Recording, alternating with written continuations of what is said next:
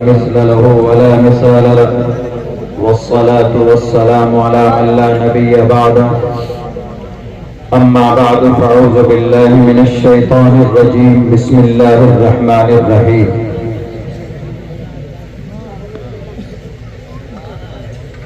إنا نحن نزلنا الذكر وإنا له لحافظون وقال الله تبارك وتعالى في القرآن المجيد شهر رمضان الذي أنزل فيه القرآن هدى للناس صدق الله العظيم. محترم حضرات علماء کرام اور اس جلسہ دستار بندی کے بینر تلے جمع ہونے والے ہمارے دینی ایمانی بھائیوں اور اپنے گھروں میں بیٹھ کر پردے میں بیٹھ کر اس جلسے کو سننے والی سماج کی عزتدار ماں اور بہنوں، قرآن کی نسبت پر ہم سب کی حاضری ہوئی ہے۔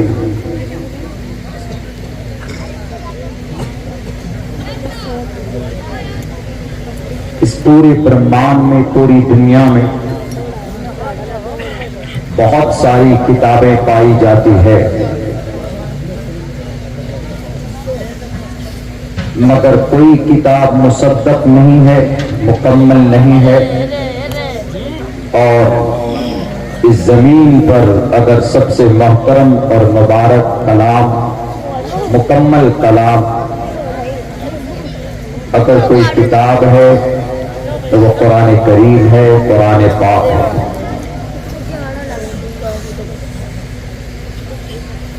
یہ ایک ایسی کتاب ہے جس کے ذریعے سے بہت قوم آج بھی ایسی ہے اس زمین پر جو اس کے میتھڈ کو اپنا کر، اس کے طریقے کو اپنا کر وہ دنیاوی سطح پہ وہ قوم کامیاب ہوئی ہے۔ ہمیں خوش ہونا چاہیے، ہمیں پراؤڈ کرنا چاہیے، ہمیں گرو ہونا چاہیے کہ ہم اس قرآن پر ایمان رکھتے ہیں، ہمارا عقیدہ ہے، ہم اس قرآن سے بے پناہ محبت کرتے ہیں۔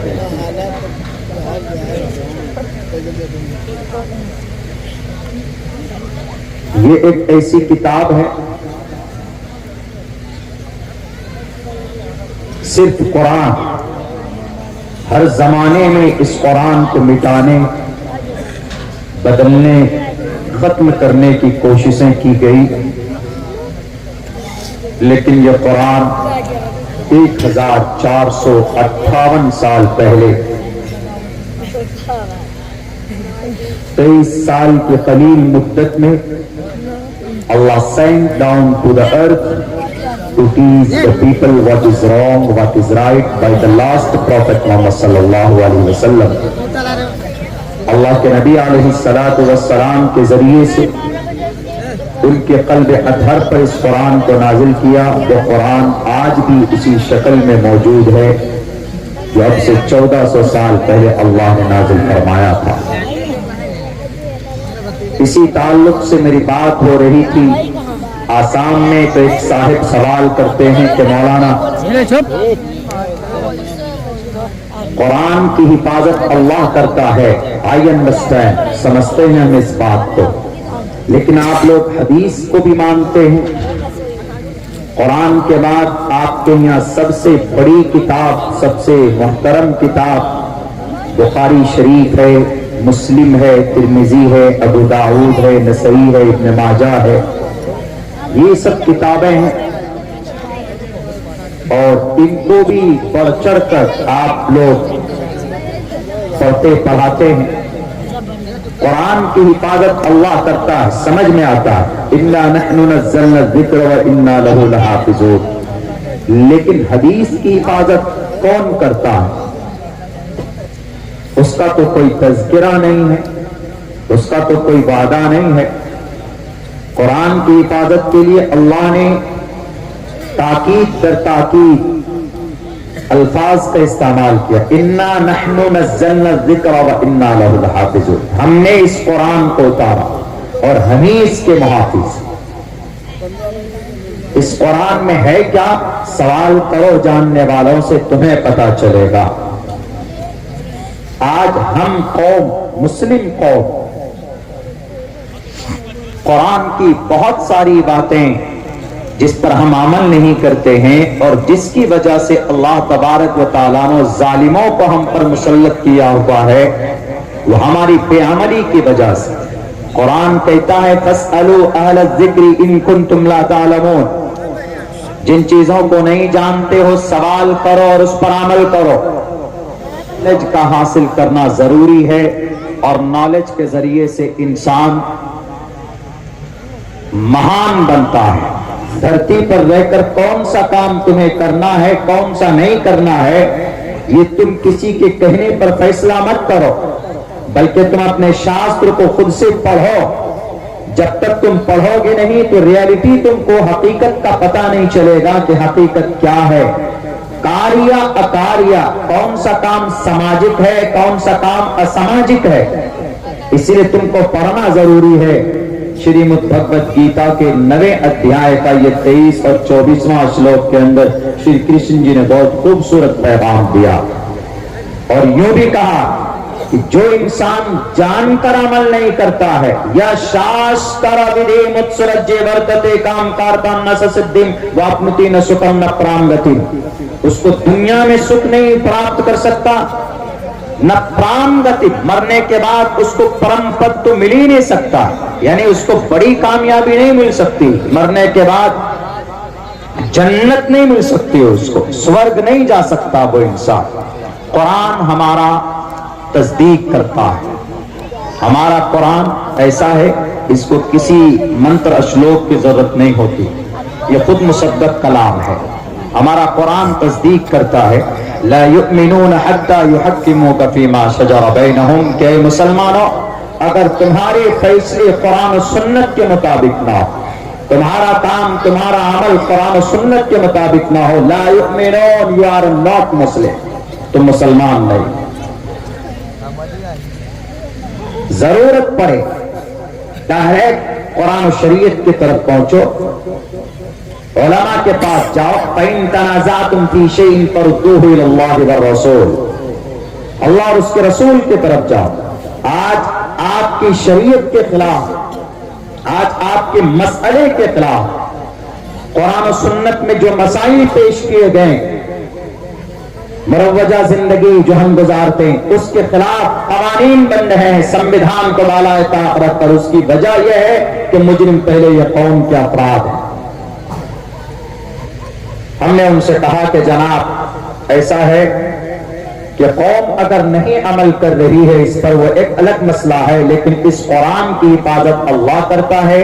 اللہ کی صاف صاف دو ٹوک لفظوں میں ارشاد موجود ہے اِنَّا نَحْنُ نَزَّلْنَا الذِّكْرَ وَإِنَّا لَهُ لَحَافِظُونَ۔ علماء نے اس کو مانتا ہوں 37 حافظ قرآن بنے، and this is a proof to protect the Quran۔ یہ قرآن کریم کی حفاظت کا ذریعہ، پورے بھارت میں اس وقت 8 لاکھ سے کہیں زیادہ حافظ قرآن ہیں۔ کوئی قرآن کو جلائے گا، کوئی قرآن کو مٹائے گا، کسی بچے کو کھڑا کر دیا جائے گا پڑھو بیٹا قرآن، قرآن مٹایا نہیں جا سکتا۔ اب سے پہلے ناپاک کوشش کر چکا ہے 1960 سے لے کر 65 اور 63 تک کے زمانے میں، یہ 1860 سے لے کر 63 اور 64 65 کے زمانے میں 3 سال میں 3 لاکھ قرآن کے نسخے جلائے تھے دلی کے اندر۔ حافظ قرآن کو کھڑا کیا گیا، بیٹے پڑھ قرآن کریم، انگریز کے سامنے میں انگریز دنگ رہ گیا کہ کہاں سے یہ میموری ہے، یہ قرآن آ کہاں سے رہا ہے۔ صاف پتا چلتا ہے کہ اس قرآن کی حفاظت اللہ کے علاوہ کوئی نہیں کر رہا۔ اِنَّا نَحْنُ نَزَّلْنَا الذِّكْرَ وَإِنَّا لَهُ لَحَافِظُونَ۔ تو وہ تھوڑا عجیب ٹائپ کا آدمی تھا، لبرل مائنڈ کا تھا کہ مولانا ٹھیک ہے قرآن بھی بلیو، قرآن مانتا ہو، اللہ حفاظت کر رہا، حدیث کی حفاظت کون کر رہا ہے؟ ہم نے کہا حدیث کی بھی حفاظت اللہ ہی کرتا ہے۔ بولا کیسے؟ ہم نے کہا اِنَّا نَحْنُ نَزَّلْنَا الذِّكْرَ، دس از ذکر، ذکر یہ جو ورڈ ہے، لفظ ہے، اس کے ضمن میں حدیث بھی آتی ہے۔ انہوں نے کہا اچھا حفاظت کیسے ہے؟ ہم نے کہا کہ حدیث کہ حافظ تو بہت کم ملیں گے آپ کو، لیکن حدیث کی اصل حفاظت اس کی سند ہے. حدیث کی اصل حفاظت ان کے راوی کو دیکھ کر کرتے ہیں. بلا کیسے؟ ہم نے کہا ایسے. بلا ایک دو ادھارن دیجیے. ہم نے کہا کہ قرآن کے بعد سب سے مضبوط اور اوتھینٹک کتاب اس زمین پر کوئی ہے تو بخاری شریف ہے. ہم نے کہا یہ بخاری شریف. میں نے 31 سند کے ساتھ بخاری شریف میں جو پہلی حدیث ہے انما الاعمال بالنیات والی حدیث, the deeds will be judged by the intention, اس کا مطلب ہے کہ اعمال کا دار و مدار نیت پر ہے. حدیث تھوڑی بڑی ہے لیکن ایک چھوٹا سا ٹکڑا ہے جو مشہور ہے, ہمیشہ بیانات میں سنتے رہتے ہیں, انما الاعمال بالنیات, اعمال کا دار و مدار نیت پر ہے. ہم نے کہا کہ میں نے یہ حدیث شریف, بولا آپ نے ڈائریکٹ محمد رسول اللہ سے پڑھی؟ میں نے کہا ڈائریکٹ نہیں, انڈائریکٹ. میں نے 31 سند کے ساتھ میں نے یہ حدیث جناب محمد رسول اللہ صلی اللہ علیہ وسلم سے پڑھی ہے. اور اس کی حفاظت کیسے ہوتی ہے؟ نوٹ کرو, قلم لو اور بیٹھو. ہم نے کہا میں نے یہ حدیث شریف سن 2011 میں دارالعلوم دیوبند کے شیخ الحدیث اس وقت مفتی سعید احمد صاحب پالنپوری ہوا کرتے تھے, اللہ ان کی مغفرت فرمائے, ان کے درجات کو بلند فرمائے. کووڈ کے زمانے میں ان کا انتقال ہوا ممبئی کے اندر اور وہیں پر شاید مدفون بھی ہے. میں نے کہا میں نے یہ حدیث شریف پڑھی ہے انما الاعمال بالنیات. میں نے یہ حدیث شریف پڑھی مفتی سعید احمد صاحب پالنپوری رحمت اللہ علیہ سے. انہوں نے اپنے دو استاد مولانا فخر الدین علامہ ابراہیم ملیاوی سے پڑھی اور انہوں نے یہ حدیث شریف شیخ الاسلام حسین احمد مدنی سے پڑھی. انہوں نے یہ حدیث شریف علامہ انور شاہ کشمیری سے پڑھی اور انہوں نے یہ حدیث شریف اپنے استاد شیخ الہند سے پڑھی اور انہوں نے یہ حدیث شریف مولانا قاسم نانوتوی رحمت اللہ علیہ سے پڑھی.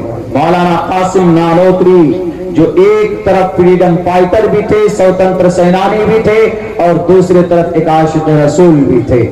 فریڈم فائٹر اس لیے کہ انگریز نے ان کے لیے کہا shoot at sight Qasim Nanautvi, جہاں پر قاسم نانوتوی ملتا ہے انہیں گولیوں سے بھون دیا جائے, اس لیے کہ ہمیں اس دیش پر قبضہ کرنے کے لیے گروڑا بنا ہوا. قاسم نانوتوی کا اعلان ہوتا ہے شوٹ ایٹ سائٹ کا, تو ان کے چاہنے والے کہتے ہیں کہ مولانا آپ اپنے گھر میں یا کسی مناسب جگہ پر اپنی جان کی حفاظت کیجئے, ورنہ ظالم کے بندوق سے جو گولی نکلے گی وہ نہیں پوچھے گی کہ قاسم نانوتوی اس دیش کے اندر کتنا اچھا کچھ کرنا چاہتا ہے, آپ کو صرف وہ ختم کرنا چاہتے. قاسم نانوتوی صاحب گئے, 3 دن تک روپوش رہے, باہر نکلتے ہیں 3 دن کے بعد. ان کے پھر چاہنے والے کہتے ہیں کہ مولانا آپ 3 دن کے اندر باہر آ گئے, آپ کو اپنی جان کی حفاظت نہیں کرنی. قاسم نانوتوی کہتے کہ ارے میں اپنی جان, مجھے جان کی فکر نہیں ہے, میں سنت کے خلاف کام نہیں کر سکتا. انہوں نے کہا کیسے؟ کہا ہمارے نبی 3 دن تک غار میں رہے تھے, میں اب اس سے زیادہ نبی کے سنت کے خلاف میں 3 دن تک چھپ نہیں سکتا. میری جان چلی جائے تو چلی جائے, اس دیش کے لیے قربانی دے دوں گا, لیکن نبی کے سنت کے خلاف نہیں جاؤں گا. آج اسی دارالعلوم دیوبند پر بلڈوزر چلانے کی بات کرنے والوں, ان کی بنیاد کو اٹھا کر کے دیکھو, ان کی زمین 5 فٹ اٹھا کر کے دیکھو کتنی قربانیاں دی گئی ہے, تب جا کر دارالعلوم دیوبند وجود میں آیا. میں اس پر بات کروں گا اندرین اخیر کے اندر, آرٹیکل نمبر 30 کے تحت میں بات کروں گا آخر میں. لیکن ایک سلسلے سند کی بات آئی ہے, ایک شخصیت کی نام کا نام آیا ہے, میں ان کا چرچا کر رہا ہوں. ایک طرف فریڈم فائٹر سوتنتر سینانی اور ایک طرف عاشق رسول وہ قاسم نانوتوی دارالعلوم دیوبند میں ایک گلاب کا پھول, ایک گلاب کا پیڑ اور درخت لگاتے اور پھر جب آتے ہیں ڈیری تو اس کے پھول کو سونگتے ہیں اور تب پڑھانے کے لیے جاتے ہیں. مالی ایک روز پوچھتا ہے کہ مولانا کیا ماجرا, آپ ڈیلی گلاب کے پھول کو سونگتے ہیں تب آپ یہاں سے جاتے ہیں, وجہ کیا ہے, کیا نسبت ہے؟ انہوں نے کہا تمہیں نہیں معلوم؟ کہا آؤ میں تم کو بتاتا ہوں. میرے نبی کے پسینے سے جو خوشبو نکلتی, اس خوشبو کی, اس کی مشابہت, اس خوشبو کی جو مشابہت ہے وہ گلاب کے مشابہت گلاب کے پھول سے ہے. اسی لیے میں اللہ کے نبی کے یاد کو ہمیشہ اپنے ذہن میں تر و تازہ رکھنے کے لیے میں نے یہ گلاب کا پھول لگایا. یہ ہے ایک طرف عاشق رسول اور ایک طرف سوتنتر سینانی قاسم نانوتوی. وہ حدیث شریف پڑھتے اپنے استاد محترم شاہ عبد الغنی مجددی سے, وہ یہ حدیث پڑھتے ہیں شاہ محمد اسحاق دہلوی سے, وہ یہ حدیث پڑھتے ہیں سراج الہند شاہ عبد العزیز محدث دہلوی سے, وہ یہ حدیث شریف پڑھتے ہیں مسند الہند شاہ ولی اللہ محدث دہلوی سے, اور وہ یہ حدیث شریف پڑھتے ہیں شیخ ابو طاہر کردی سے, وہ پڑھتے ہیں ابراہیم قورانی کردی سے, وہ پڑھتے ہیں قشاسی سے, وہ پڑھتے ہیں شنابی سے, وہ پڑھتے ہیں علامہ رملی سے, وہ پڑھتے ہیں زکریا انصاری سے, وہ پڑھتے ہیں حافظ ابن حجر اسقلانی سے. حافظ حدیث حافظ ابن حجر اسقلانی کئی لاکھ احادیث کو اپنے سینے میں بسائے ہوئے حافظ ابن حجر اسقلانی رحمت اللہ علیہ, وہ حدیث شریف پڑھتے ہیں شیخ تنوخی سے, وہ پڑھتے ہیں حجار ابن شعنا سے, وہ پڑھتے ہیں زبیدی سے, وہ پڑھتے ہیں ابو البخت سے, وہ پڑھتے ہیں داودی سے, وہ پڑھتے ہیں ابن حمویہ سے, وہ پڑھتے ہیں ابن فربری سے, وہ پڑھتے ہیں فربری سے, وہ پڑھتے ہیں محمد بن ابراہیم بن اسماعیل بن مغیرہ بن بردزبت الجوفی الامانی البخاری امام بخاری سے, وہ پڑھتے ہیں شیخ حمیدی سے, وہ پڑھتے ہیں سفیان بن عیینہ سے, وہ پڑھتے ہیں یحییٰ بن سعید انصاری سے, وہ پڑھتے ہیں محمد بن ابراہیم تیمی سے, وہ پڑھتے ہیں صحابی رسول حضرت علقمہ بن وقاص لیثی رضی اللہ تعالی عنہ سے, اور وہ پڑھتے ہیں وہ فرماتے ہیں سمعت عمر بن الخطاب علی المنبر یقول قال النبی صلی اللہ علیہ وسلم انما الاعمال بالنیات. ہم نے کہا حدیث کی عبادت ایسے ہوتی ہے.